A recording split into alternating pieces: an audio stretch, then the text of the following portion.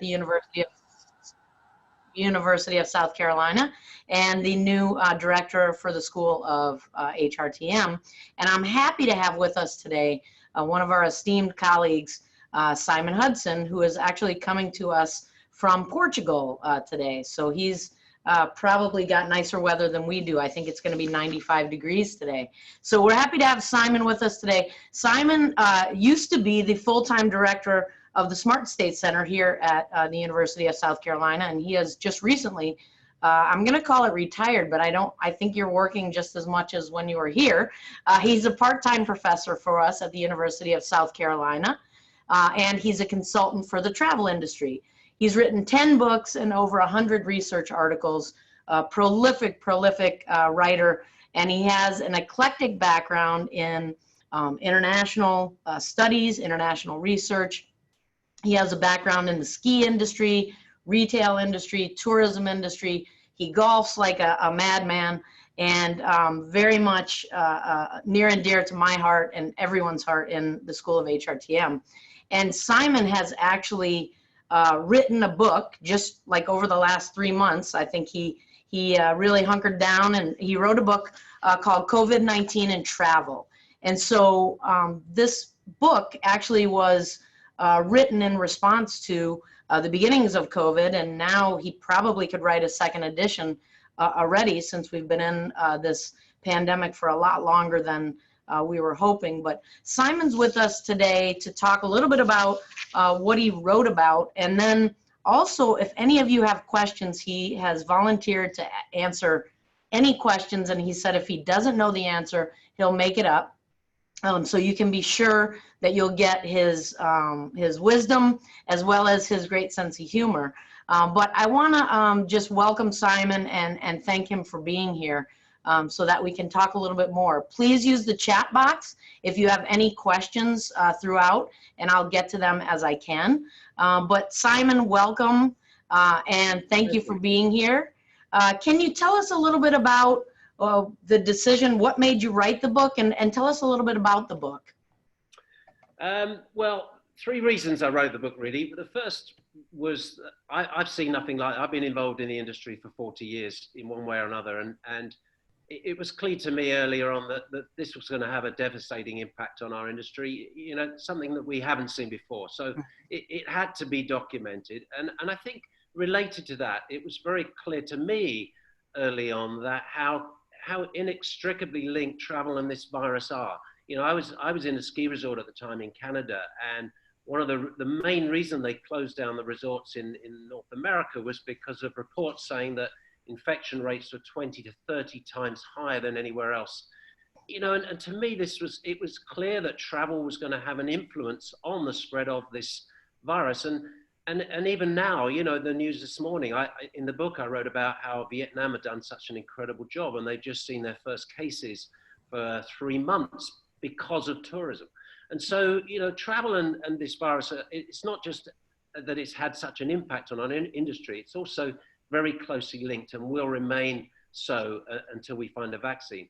And thirdly, I needed to keep myself busy. I mean, it was a scary prospect of being in lockdown for 2 or 3 months, not being able to play golf or go skiing. So, you know, as you know, I like to keep active. And to me, what better way than to document this pandemic? And as you say, I could almost move on to, I've started collecting data for a second edition. I mean, I was hoping there didn't need to be one, but it's so dynamic. It changes every day, you know, every week. But it fascinates me. It's not pleasant subject to study, but it is fascinating. And I did enjoy writing it. I had such a brilliant response from the industry.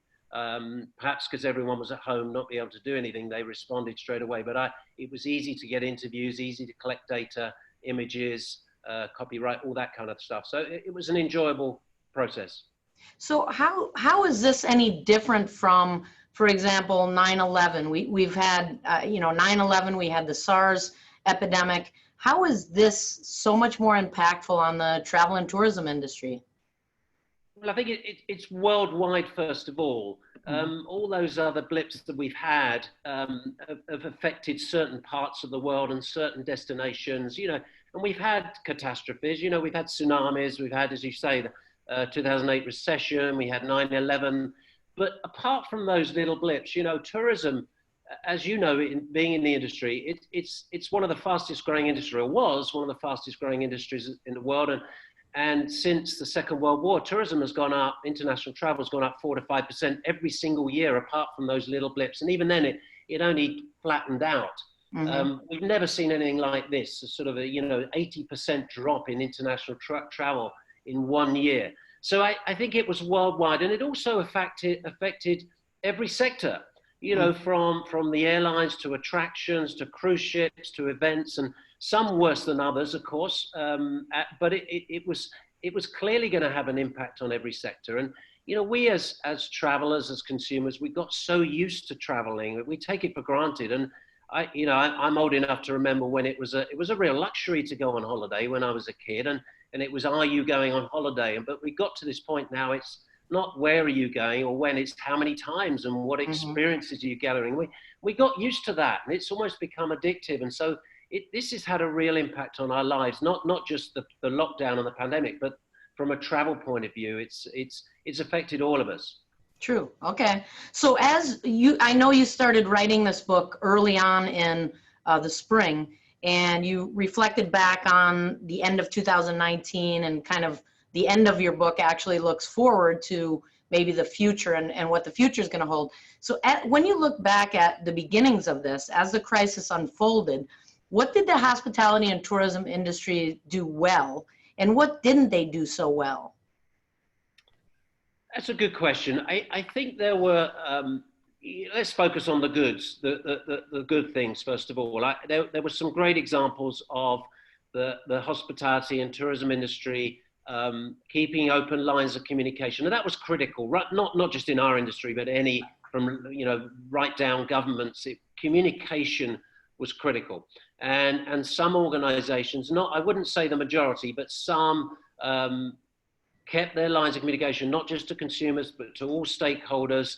They continued their advertising, they continued their branding, they changed their tone of message, and that was critical. You know, there were some companies that carried on with their same old advertising, and it just wasn't appropriate, and it fell flat. And so the smart companies, they continued to communicate, and they changed their tone of message. The other thing they did, and I mentioned the word change, they immediately recognized that business was not as normal, and that it wasn't going to come back as normal. So the sooner they could change and adapt and pivot, the better. So those restaurants that immediately pivoted to focus on outdoor home delivery or catering, they're the ones that will come out of this a lot quicker, recognizing that things were going to change.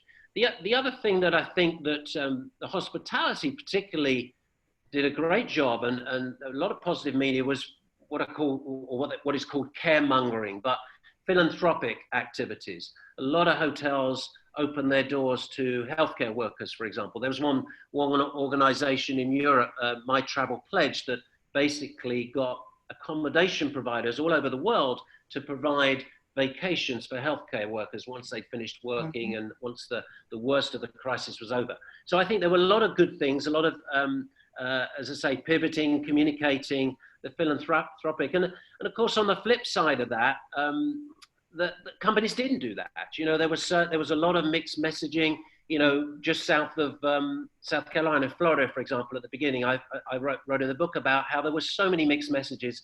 As a consumer, you just didn't know whether you should or shouldn't travel. You know, during spring break, there was some events were canceled and some were open. And so there was a lot of inconsistency in messaging and decision making.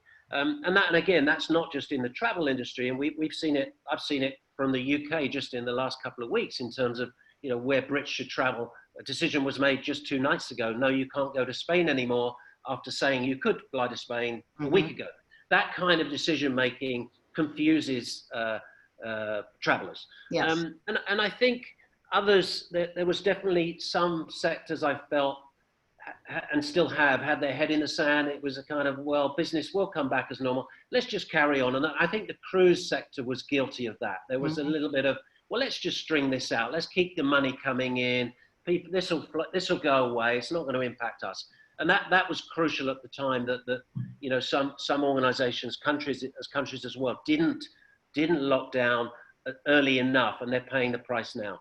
And lastly, some companies, organizations embrace technology. You know, what we saw during this pandemic was an acceleration of the use of technology, and that is going to dictate the future. Those organizations, countries, hospitality, hotel companies, whatever in the industry, those that embrace technology early on, again, will come out of this, perhaps, hopefully will survive this, because really it is, as far as I'm concerned, right now it's a matter of survival for the majority of organizations in our industry. Yeah, I think you're right. I think it's going to be survival of the fittest. And I read today an article about how companies obviously have to not only embrace technology, it used to be, you know, embrace technology, and now it's no touch technology or touchless technology, where you don't have to have someone touch your credit card to run it. You run the credit card so that you don't have to worry about sanitizing the credit card. And I think you brought up a great point about communication, because early on in the pandemic, the thing that stood out to me was the car industry, which seems like an odd industry, but the car industry was offering 0% financing for 84 months. I mean, literally, you could buy a car for pennies per day. And it was really something that stood out to me, because it was the first group of ads that I noticed that were targeting people, saying, look, we know this is financially going to be tough, but we don't want you to worry about not having a car. So buy a car, you have 7 years to pay for it with 0% interest. And those messages, I think, we finally started to see some organizations change their messaging. Even like you literally, for a while, you didn't see Marriott or the big players advertise at all. I think they were just trying to see what was going to happen. But I think that communication and the messaging really stood out to me as I watched the ads change, or hopefully change, from organizations from their normal advertising to doing something more focused on, yes, we're in this pandemic and we don't know how long it's going to take. And you're right on that, caremongering really showed the organizations that were willing to step up and do something as they struggle to survive. And I think that's going to be the next 6 months to 18 months is going to really be telling about which companies can survive and which ones can't. So the different sectors, you talked a little bit about the cruise industry, which I know you talk about in the book as being kind of the one of the scary case studies in a way, because there were people stuck on cruise ships for a long time during this pandemic. So can you talk a little bit about the long-term impact that you see for the different sectors of the industry? Yeah, it's obviously, we talked about this for years. Before COVID-19, it was all about, success depended a lot about accessibility. When I was in South Carolina, we were targeting the Chinese market, but it was hard to get the Chinese, the accessibility, get them down to South Carolina, et cetera, et cetera. I think accessibility will remain that. It's just, because of you'll need the airlines, but the airlines are only going to run if they can make a profit. Right. So, I found trying to get from Canada to Portugal, it wasn't easy because the airlines, they're not going to run empty flights. And so at the moment, a lot of them are being propped up by governments. They're trying to tick over, but we're already seeing big layoffs. And I think, they've been cushioned. A lot of the organizations have been cushioned by government subsidies, and it's allowed them to survive for 2 or 3 months. But, once people start getting laid off and there's no more furloughs, I think we're going to see the pinch. And that's as well, we just talked about the pandemic so far, but the repercussions, the recession, again, a worldwide recession. There's no doubt we're moving into a worldwide recession. And of course, one of the first things that will get cut will be travel, spending on travel. Yes. And so we're going to see less demand, even if those sectors can survive. And I think, in terms of the different sectors, hotels are going to have a challenge. Just down here, we're finding that, the landscape down in the southern Portugal and the Algarve, the the usual target market, they're not here. You know, the international travelers are not here, the Americans, the Brits, the Scandinavians, the Germans. What we're seeing now is a lot of domestic travelers, a lot of people from Lisbon, but they're not spending the money and they're not staying in hotels, they're renting villas. And so the traveler has changed. And so to survive, again, go back to the word survival, if you're going to survive, you probably need to even change your target market, change the products you offer, change the services you offer. So some sectors will, you know, those that pivot quickly enough. I am concerned about the cruise sector, because how do you change that model?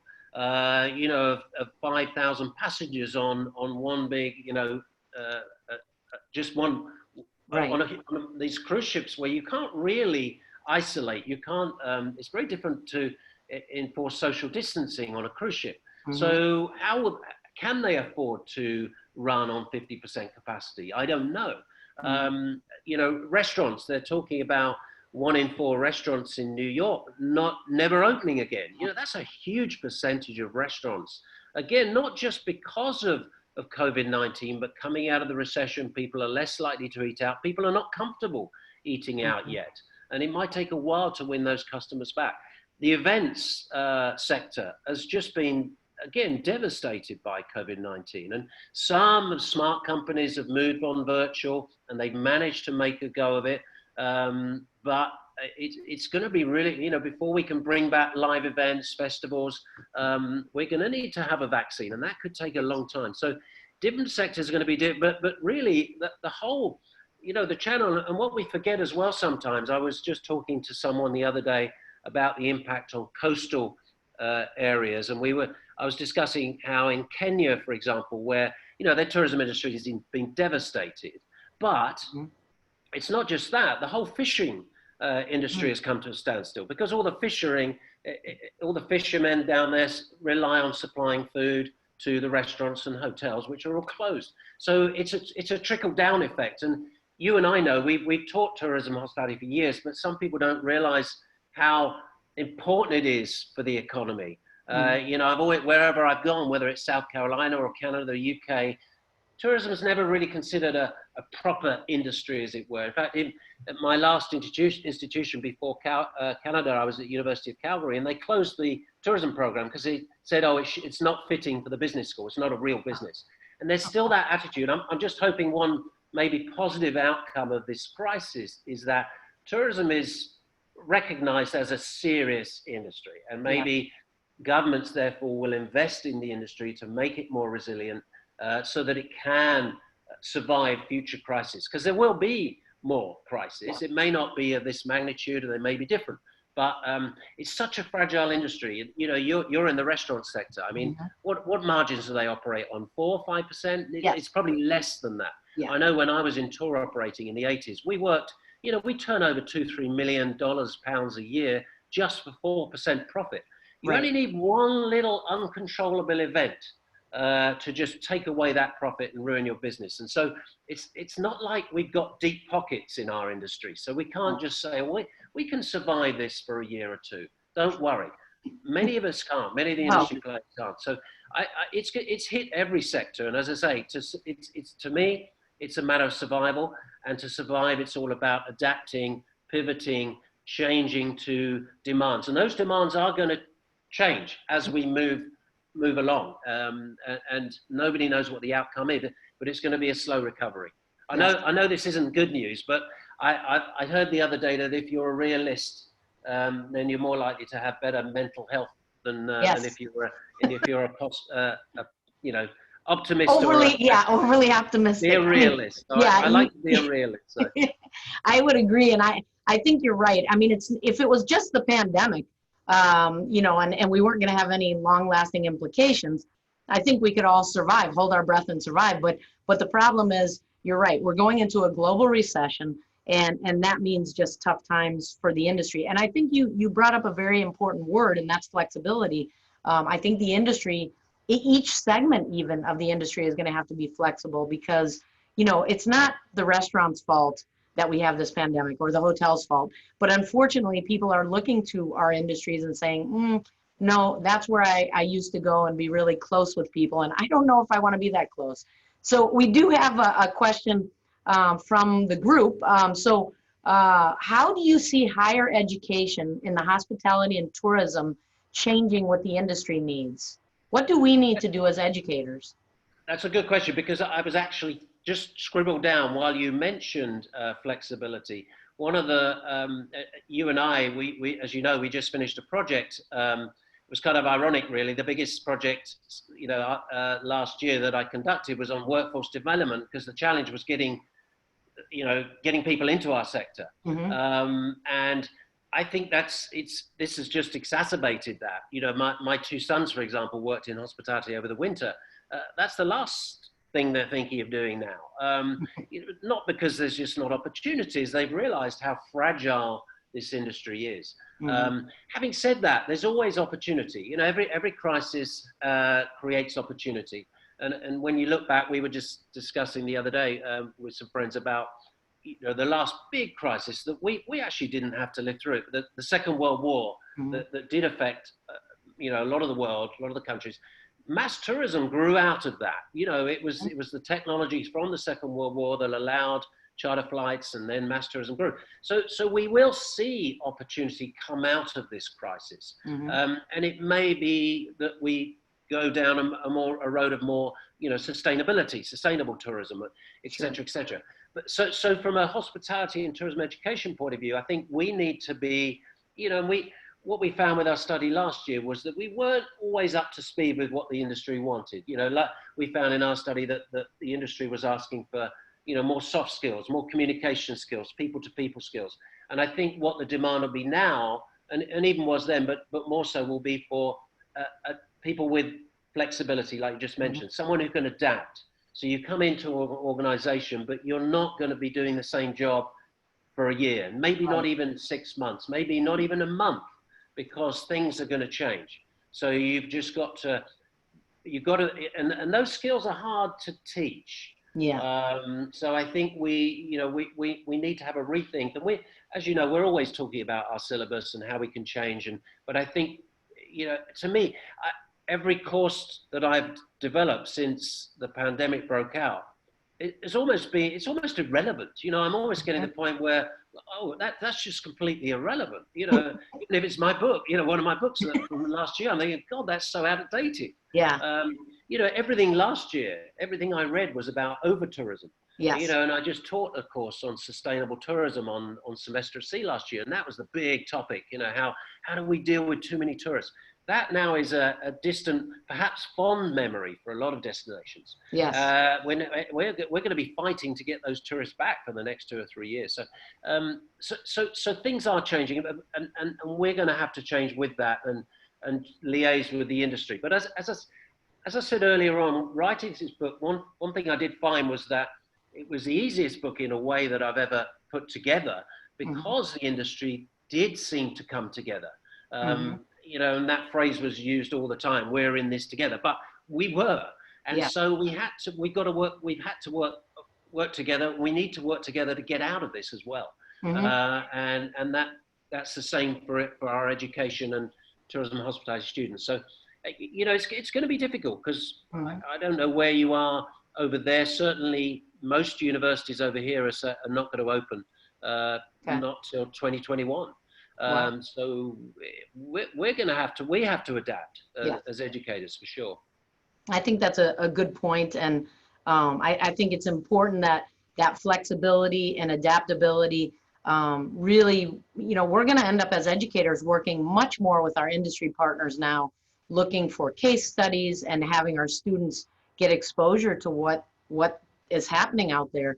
Where before we could talk about case studies from 5 years ago, now I think you brought up a great point. It's really irrelevant. It's important to think about. I remember doing some research in Aruba about over-tourism, and now I think they'd be really happy to be in that situation they were in a year ago. Let's see. We have one more question, or we have a couple of questions actually.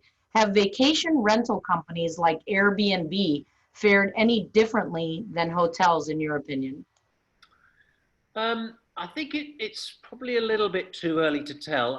And I think, what we saw early on, during lockdown and as we eased out of lockdown, so I say we, obviously every destination country was different.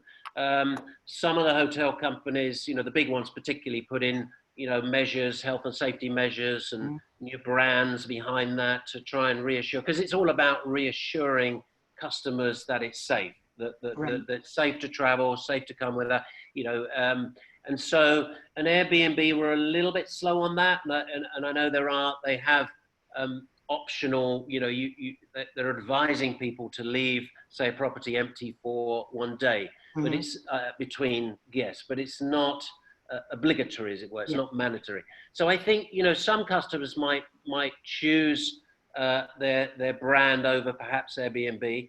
I just, again, though, it depends upon the customer. What we're seeing down here, as I said, in the Algarve in Portugal, is a lot more self-catering villas. People are coming down, they're packing their car full of food.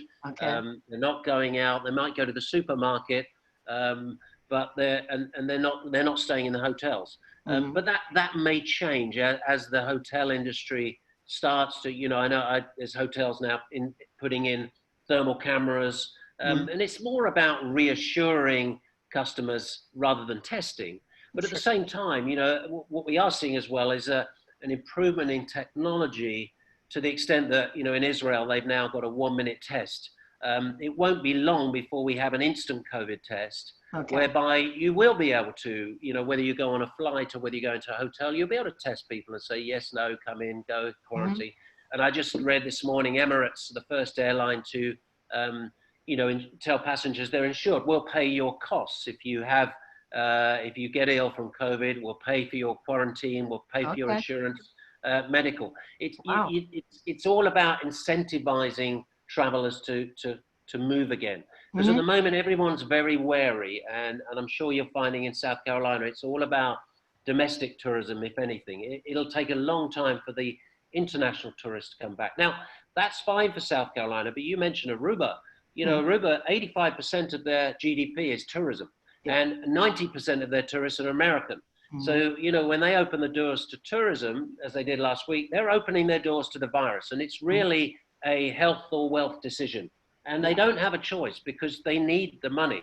Their economy, they cannot survive without tourism. So it's really finding a balance between health and wealth, but at the same time reassuring guests that it is, it is a safe place to travel. I've moved around so much on this that I can't even remember your original question. So I think it was about Airbnb. I think I deflected that one, a bit like Boris Johnson. You get a question and deflects, defers, and didn't quite answer it, probably because I didn't know the answer, but there you go. It was a good circle around, though. I like that. Let's see. How do you see the luxury segment and the economy hotel segment changing to demands of the new local traveler? It's a good question. The luxury, I think what we might see is a move to, almost a move back to how travel was, in the 60s and 70s, where it's going to be more expensive, more luxury in terms of, for example, one of the case studies I wrote about in the book, Mikato Safaris. They run out of New York and they're based in Kenya, all their safaris. And their average, I did some training for them last year, customer service training. Their average guest spends about $30,000. They're not seeing a huge impact on business. They did have to lock down, but 95% of their guests said, we'll wait till next year, keep our money, we're coming down. That again, it depends upon how the recession unfolds and finances and the economy. But what we might see is a move. I hate to say more elite travel, but it may be that travel becomes more expensive, so it does knock out a certain segment. At the same time, though, what we might see, particularly over in America, for example, is people staying at home, traveling domestically, and saying, well, actually, there's a hell of a lot to do in our country. Why do we spend thousands of dollars? I don't want the hassle of putting, when I flew from Canada to Portugal, I was wearing a mask for 30 hours. It was not very pleasant. So I think we're going to have people saying, well, I don't want to do that. I'm going to stay in my country. It's going to cost me less. So that type of travel, and from the economy point of view, I call it your bucket and spade type tourism, Myrtle Beach. That might do well. But again, it's all about, as you've seen in South Carolina, it's all about balancing that health and wealth, because as soon as you get some bad media about an outbreak, then, perception is reality. Oh, it's not safe to travel there. I'm not going. It knocks you back a couple of months. So it goes back to the importance of communication and managing this, and one thing I haven't talked about, and it relates to the hospitality education and tourism education is, in classes, we teach the importance of crisis recovery, crisis management team. I only found one example of a company that had a crisis management team in place ready to deal with this COVID-19. One company, and that was Disney. Now, there might be people out there listening to this say, hey, we do, but I didn't find any other examples. We just weren't ready. And it wasn't just us, the travel industry wasn't ready. Now, we could say, well, this is unprecedented, we like to keep saying, but at the same time, Disney were ready. They had a team ready to deal with the crisis. So if there's one lesson we can learn from this is that, hey, maybe, and that goes back again to our education, students that are ready to deal and can adapt and can be flexible when the next crisis comes along. Right, exactly. Now, here's a question from someone. What are your thoughts on the future of virtual travel experiences? They say Airbnb is offering a variety of fun without leaving your home. There are virtual dives in the Great Barrier Reef. Do you think virtual study abroad and virtual international internships will be the wave of the future? What are your thoughts on virtual travel? Yeah, well, virtual travel, first of all, was already growing and gaining interest amongst industry and consumers. And if I had been talked about virtual travel a year ago, I'd have said yes. It's a great way of marketing, of promoting a destination or an attraction. Because of technology now, you can move through a museum and test it out before you go. But I would have always said, well, but the real thing is much more significant. People will still want the real touch, the smell, the authenticity, the meeting people. But of course, COVID-19 has flipped that a little bit. And we saw a lot of destinations, Visit Britain, for example, spending a lot of money during lockdown on virtual, the virtual Harry Potter tours and the virtual Royal Palace tours. And they did very well. And it was a good way of keeping those lines of communication open, reminding people of what they had to offer when when this crisis is over. But at the same time, I think the consumers enjoyed it and realized that this is kind of fun. But and so I see it being part of the package, similar to robotics. I think it'll be part of the future. And as I say, technology has taken leaps of bounds during this pandemic, and it will dictate the future. I don't think, though, that virtual travel, however sophisticated it becomes, will replace the real thing. Okay. I do think so much of travel we've realized is about memories, is about meeting people, is about experiences and authentic experiences. And so you're not going to get that virtually. Same with the virtual education.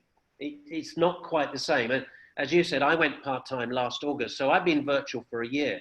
But I know that it's not the same as being in the classroom with a student, looking them in the eye, having a debate, having an argument, showing them something. It's different. Mm-hmm. And I think, yes, the virtual online will replace. There will be, and that George and I were talking before this seminar about how a lot of people are getting used to working at home and enjoying it. And I think after this crisis, we'll remain at home, and that's fine. But I still think from a travel point of view, it's in there's something in us, this wanderlust. We need to visit. We need to go somewhere different. It's exciting, and that smell. And so virtual won't replace it. Okay. So it's kind of like Epcot, where we've got Epcot and we've got the area for the UK. There's nothing like going to a real pub in the UK. So Epcot is a nice replacement when you can't get to the UK, but Well, and that's it. But of course, the challenge is, you mentioned a real pub. I was just talking to my brother yesterday in the UK, and he said the trouble is two of his local pubs have just thrown in their keys. They've handed in the keys because they cannot afford to stay in business. They can't afford to open on 50% capacity, okay. And they've lost so much money. So, if the local pub's there, yeah, we'll still want to do that. Yeah. Let's hope there is something Yes. left at the end of this crisis. I feel like there's going to be a lot of real estate available. Whether it's from some of the places that couldn't survive, or now we know we don't need as much office space as we used to need. So it's going to be interesting. So I have a question that I'll actually type this up at the end of our session, or maybe if Georgia has information about this, she can type it in. Someone wants to know where they can get a copy of the COVID-19 book. Okay, well, it's Goodfellow Publishers. They're based out of the UK, and one of the reasons I went to them is that they're very flexible. You can download a couple of the case studies for free. You can download individual chapters. There's 6 chapters. You can download individual chapters if you want. If you just want to know about the future, or you want to know about the unfolding crisis, or you want to know about the consumer and what their future travel behavior is going to be. And the book, and you can download the whole book. But the printed version will also be on Amazon, I think, next week. The print book is coming out next week. The e-copy has been out for a few weeks. So yeah, it'll be available at all dodgy bookstores. That's what I always say. Nice. All right, another question from the group. How has consumer safety and the perception of cleanliness changed travel behavior? And do you see this as a long-term consideration in travel choices? Absolutely. And again, I think this was something we were seeing before COVID-19. Health and wellness, I've written about it quite a lot, health and wellness tourism, medical tourism, an increasing emphasis on health and staying healthy when you're on vacation. When I first started to go away, everybody would leave their healthy habits at home, and you party, and things have changed, and people want to take their healthy habits with them, and that's been growing for a long time. Sport tourism and health and wellness.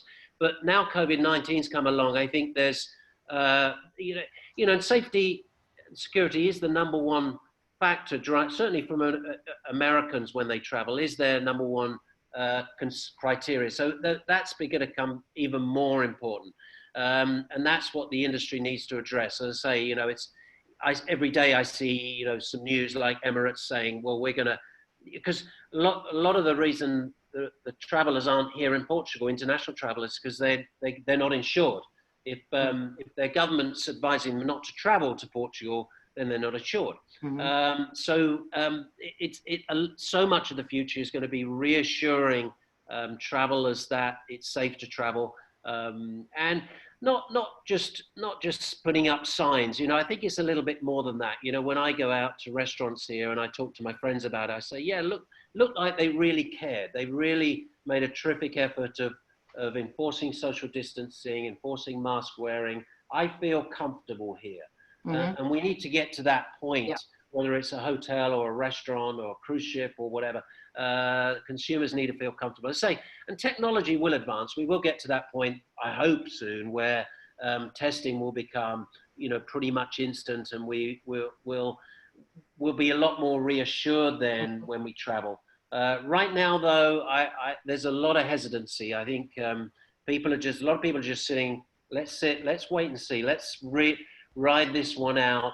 Maybe we'll rebook this time next year, but it's going to be tough to get people out and about in the next 6 months or so. Mm-hmm. Yeah, I would agree. And it's been interesting. You say that American travelers' number one concern is safety and security, and yet we see in a lot of places in the U.S. that mask wearing is kind of taboo. And I know in the past, wearing a mask was like, ooh, no one does that. But nowadays, I think we really have to get on board with just getting more comfortable with that, because it's not going to be we're not going to have a short-term fix. We're going to need to wear the mask, protecting ourselves, protecting other people, and just like you said, feeling more comfortable about doing that. I'm just a quick point on that. I'm no scientist, I admit to that, but doing the research for this book, and I've highlighted certain countries that I think have done incredibly well with the virus and with their tourism. And, you know, Taiwan, for example, and Vietnam's another one. I mean, Vietnam, 76 million people right on the border of China. They locked down very, very early on. They enforced mask wearing very early on. You know, and I look at countries like that, and, you know, Taiwan was the same. They closed their ports at the end of January based on because they've been through this before. They've seen SARS, they know the impact. And so when I look at countries like that, and I think, well, they can't, or they're not wearing it. It's not a fashion statement. So, you know, as I say, I'm no scientist, but I will wear a mask when I go out, and certainly, and you have to here anyway. And you get used to it. As I say, some play, you know, 30 hours traveling is not fun wearing one, but you certainly get used to it in the supermarket and in a hotel and a restaurant. And, you know, most restaurants here, you only have to wear one if you're going through to the washroom. And so it's one of those things. I think once we get used to it, then there won't be an issue anymore. But yeah, I would agree. Although I am going to dispute you. I do think that masks are a fashion statement now, or could be. So I'm definitely I'm purchasing my face mask to actually color coordinate with whatever I'm wearing. So you must be copying my wife. She made 1,000 masks during lockdown, mainly for healthcare workers, but every mask of hers matches the dress. So. Nice, I love it. All right, so another question. Curious if any destinations around the world will be able to use the pandemic to develop or increase tourism to their locales. For example, someplace like St. Vincent with the new airport and American Airlines making regular trips. Can St. Vincent parlay this to their advantage? Yeah, I wrote a little bit in the book about, you know, what I call a halo effect, whereby, and I mentioned a couple of places, you know, Vietnam, I think, is a good example, but even Portugal might benefit, and certainly New Zealand already is. You know, we've heard of people buying up property in New Zealand, you know, millionaires buying up properties, private jets flying over there, la-di-da. I think because of the positive media, because of the way they've controlled the virus, they put themselves up on a pedestal, as it were. And I think I believe, I might be wrong, but I think those destinations will benefit as we come out of this from a tourism point of view. And as I say, you know, some smart destinations, I read last week that Barbados have introduced a new welcome stamp. Basically, you can go to Barbados for a year and work out of Barbados. You just give them some money. It's about $1,000. They'll give you approval within a week, and you can rent somewhere, sit on the beach, and do your work from the Barbados. And the key to that, I think, is that, you know, and I noticed this isn't new, but when I was in South Carolina, we did some work down in Bluffton, and you know, they brought us in not to create a destination brand, but it was a place brand. You know, they wanted to be a place where people could live, work, and play. And I think that's the key. And, you know, when I was teaching in Aruba last year, I was trying to encourage them to move towards that type of positioning, as opposed to saying, hey, we're only a tourism destination. That's all we do. So let's just market ourselves as tourism. Why not diversify? And I think this pandemic has highlighted how fragile destinations are that are over dependent on tourism. And there are so many, particularly island destinations. Yeah. So doing, you know, what the Barbados did is, I think, is very clever. And I think we're going to see more of that. And so, yes, in answer to the question, there will be destinations that will come out of this and perhaps increase their tourism to levels that they haven't seen before. But I think they will be the minority. And I say, they'll be the smart ones, the ones that are already looking ahead to, hey, where do we want to be in 5 years' time, 10 years' time? Rather than saying, we want to get back to 2019 levels now. How do we do it? Yeah, that's not going to happen. Certainly, it's not going to happen doing the same thing. Yes. So again, it's all about adaptability and changing, repositioning, and you might need to spend money to do that. And we talked earlier about communication and the temptation. I think 95%. I think travel advertising during the lockdown fell 95%, and yet we know from history and from theory that the best time during a crisis, you should advertise more, because you'll have increased share of mind when you come out of the crisis. Yes. Advertising spend is cheaper, and you'll make more of a mark. But the temptation always is to cut. Yes. So the ones that are out there talking, the smart ones, you know, New Zealand, Vietnam, they're poised. They're ready to take advantage once things do get better. I think you're right. I think, wishing that we're going to go back to December numbers, December 2019, I think is totally unrealistic. And I think you're right. In order to build back to even some semblance of what we are in the travel and tourism industry, we're going to have to change the way we do things. So I know you may not know about this question, but there was a question from the registration group. Can you talk about any long-term air solutions like the MERV filters? Do you know anything about the MERV filters or the bipolar ionization for hotels and restaurants? Or is that something really tied into this perceived feelings of safety? Well, it's certainly tied into that, and during this crisis, we've seen a lot of media reports about how dangerous it is to sit in a restaurant, for example, with certain types of air conditioning, because the virus will spread a lot quicker than others. We've heard that airlines come out and say we're the safest place to be on earth, because our air conditioning is A, B, C, D, E. Again, I'm not a scientist, but all I know is it's about, perception is reality, as I said earlier. So it's all about reassuring the customer that they are safe. And that might mean putting in a disinfection tunnel outside your hotel or outside your airport terminal, even if it doesn't do anything. But if there's a perception and everybody's wearing a mask, it'll make us all feel a lot more secure, and we'll be able to get back to some kind of normality, even if it's the new normal. But that sounds like a very technical question. I'd ask Scott Smith maybe in our department. He might be able to answer that. Okay. All right. So tell me a little bit. We have a few more questions, so hopefully you can still hang out for a little while. But tell me a little bit about, you talk in your book about, or I think you talk in your book, but some countries are considering initiatives like you talked about the tunnel right now and maybe creating bubbles between nations or cities where travel is safe. What do you think about this idea? I think it's a good one, and I think we've already seen and these travel bubbles, they're basically zones of exclusive travel between 2 or 3 countries, and we've seen the first one was Lithuania, Latvia, Estonia, and then we've seen people talk about Australia, New Zealand, perhaps South Pacific, because South Pacific as well, they've very, very little impact on for them from the virus. So there's certain parts of the world, but the trouble is it's complex and it's complicated and it's so dynamic, as we've seen in Europe, just in the last 2 weeks, with the UK telling the British, yes, you can travel A, B, C, D, and then basically 2 days later pulling the rug and saying, no, you can't be in Spain. And the problem is, like for British travelers now in Spain, they decided to go there last week when they didn't have to go into quarantine when they got back. But now the decision's been made that they do have to go into quarantine. And for a lot of people, they need to go back to work and they can't. So, it's complicated. And I can understand the government's decision because there's been a lot of outbreak. And again, a lot of that outbreak in Spain is caused by tourism. So as you open up, there's going to be a lot of sort of easing up and closing down, easing up and closing down.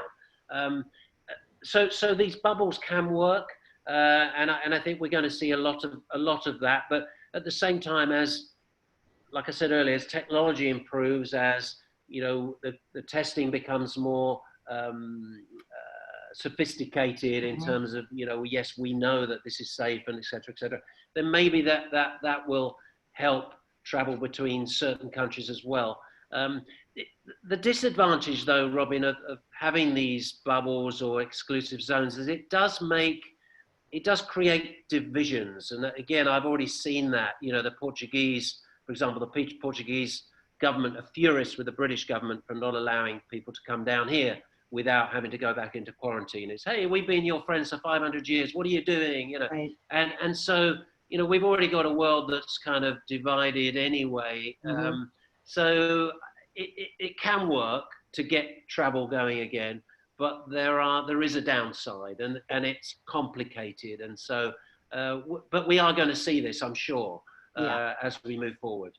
Yeah, we've seen the same thing here in the States. I'm sure you've read about that, where different states are now requiring quarantine after you go to certain states. Like New York was the hot spot for the beginning of it. And now New York won't let people come down to South Carolina without quarantining on their way back. And yeah, it's really creating some divisions, and I understand the point of it, but it makes travel much more difficult because in reality, you shouldn't be able to go to Hilton Head from the Northeast without quarantining for 2 weeks before you go out in Hilton Head. Well, that's unrealistic, I guess. And Yes. so we'll see, I think, more of these, like you said, opening up and kind of shutting back down, or at least closing down partially. So if you're in, oh, go ahead. No, just to say, I suppose, again, as long as the technology is improving in terms of tracing and contacting, then yeah, maybe we will be able to move forward in this way. And Sure. so that there is an outbreak, we can lock it down and we can control it. And I think that's what they're doing in China and certain places. And as I say, there was an outbreak in Vietnam, the first for 3 months, just the beginning of this week. And so, but they're quickly onto that, and they'll control it hopefully, and then we can move forward again. But it's going to be 2 steps forward, 1 step back. Yeah, exactly. They one of the things that they're doing here at the School of Pharmacy at the University of South Carolina is they're actually testing a saliva test instead of the nasal test, and the results come back in 3 to 24 hours. So they're happy about that. But yeah, I like the 1 minute results a little bit better. But another question: to an entrepreneur wanting to get into the hospitality tourism industry, what area would you recommend getting into that might bounce back and be successful more quickly than the others?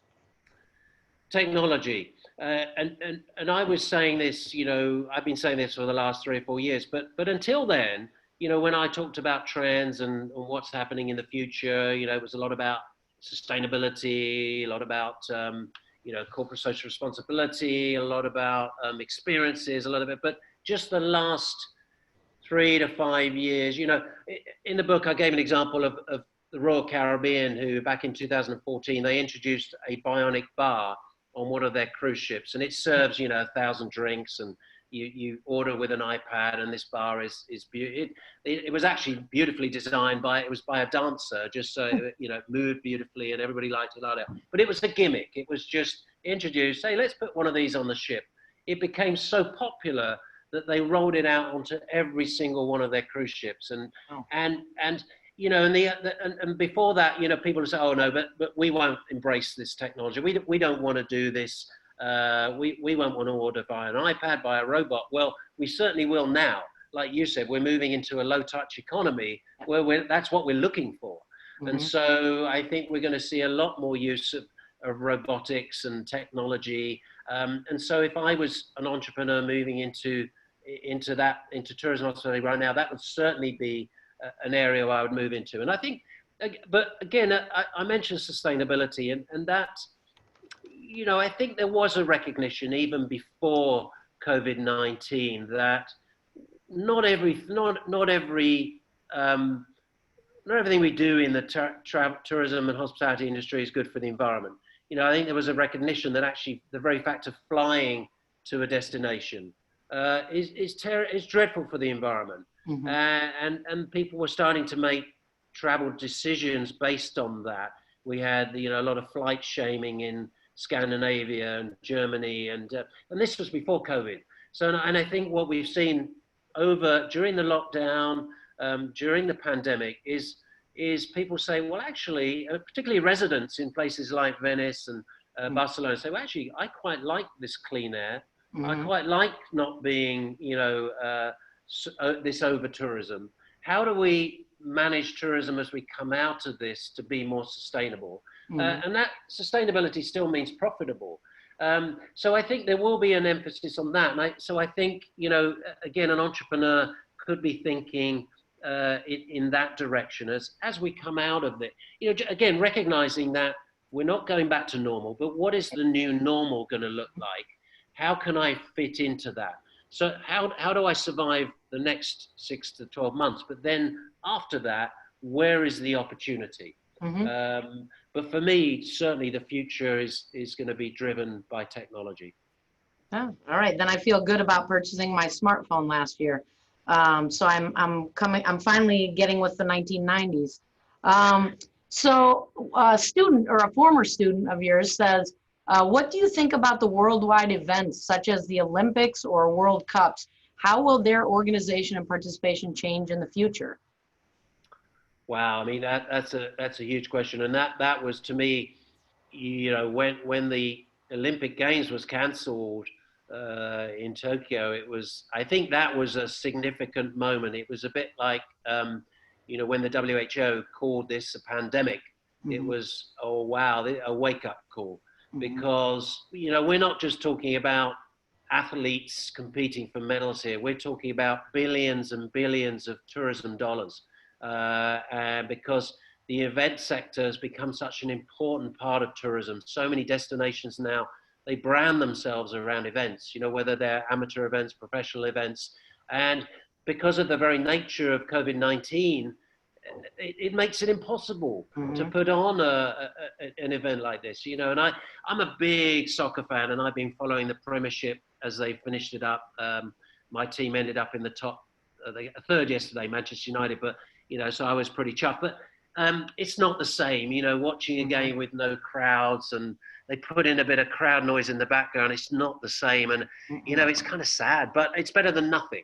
Yes. It's better than nothing.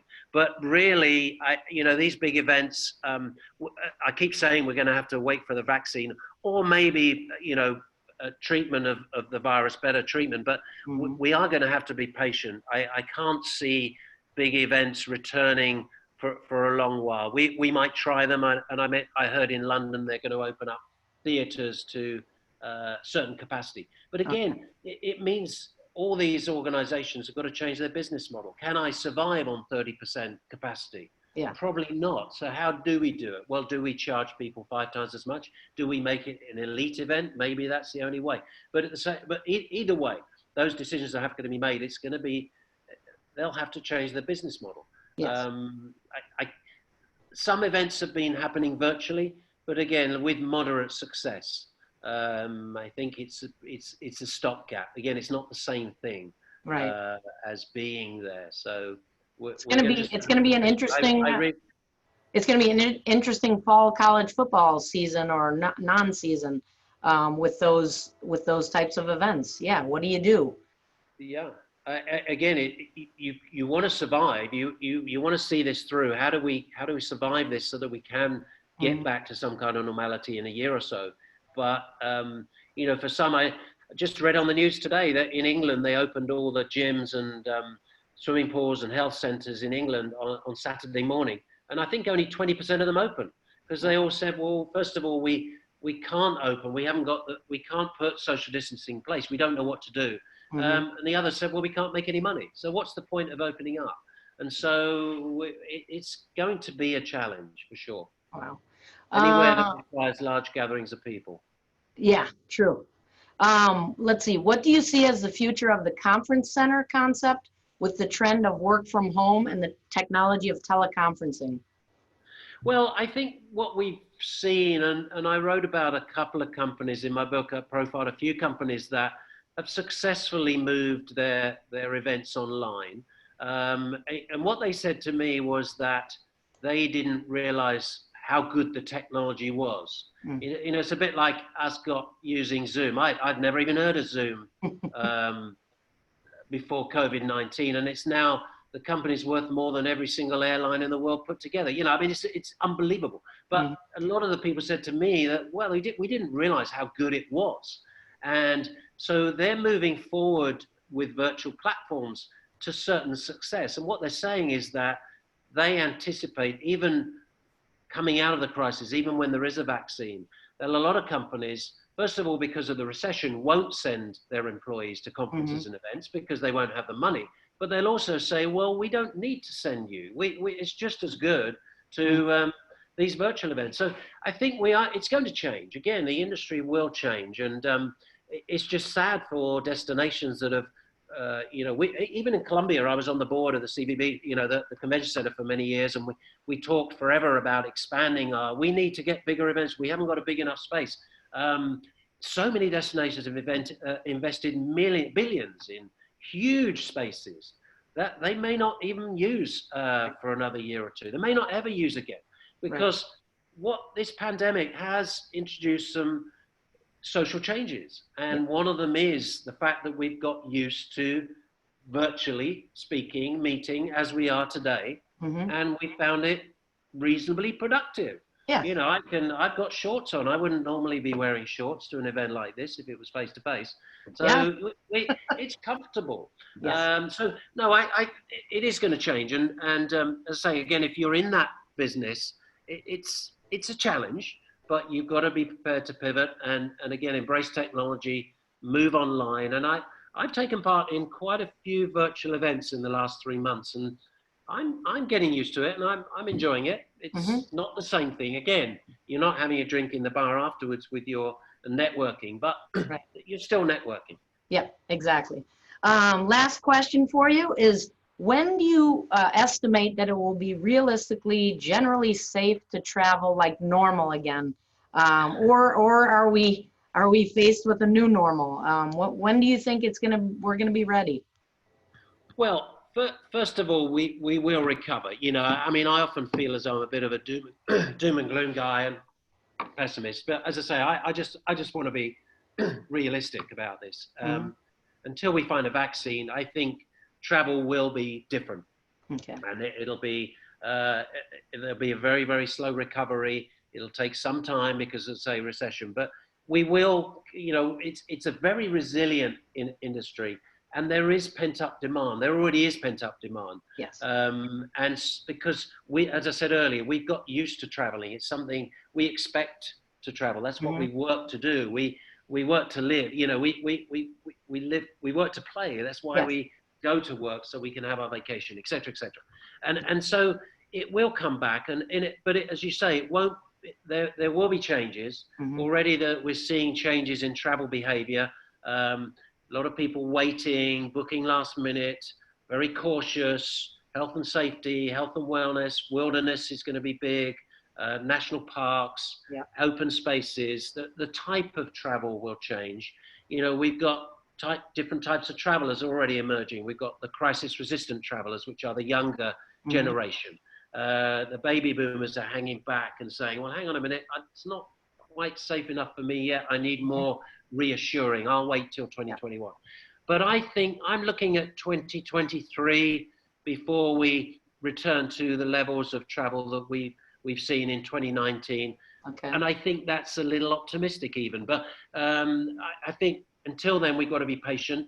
It will be, as we've talked about, we'll be moving forward and then stepping backwards. But I'd say, you know, down here where I am, I'm in a very popular European resort destination in the Algarve in Portugal.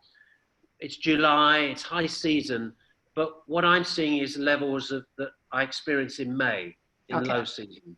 So, you know, we're just, and as I say, if you're in the industry, it's all about, well, can I survive this? Am I going to be okay? Can I get through next winter?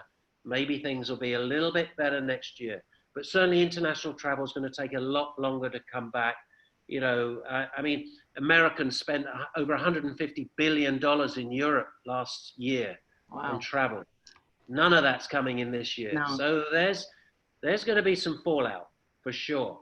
Yes. We've become reliant on this income, and tourism has become an important part of the economy. So there is going to be fallout, but it will recover. I mean, I'd like to leave on the note that say, you know, in 5 years' time, we'll be looking back and saying, well, let's have a look at that book Hudson wrote about what was that all about that year? What happened then? I hope that it'll just be a blip in history, but we'll see.